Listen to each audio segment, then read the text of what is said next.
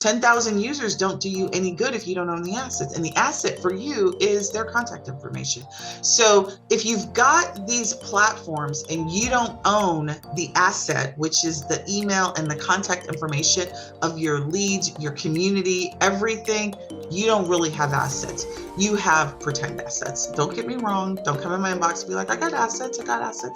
Your number one goal is to get them off the platform into your world. Number two goal is to automate the connection. So if you're in social media and you have an internal platform, you have an internal channel, you want to integrate and automate the connection of that channel as much as possible. Let me give you some examples of that, right? Social media, if somebody sends me a message on my Facebook business page that immediately is integrated with our Travel Pro suite, and that conversation is there, it automatically creates a contact in our system.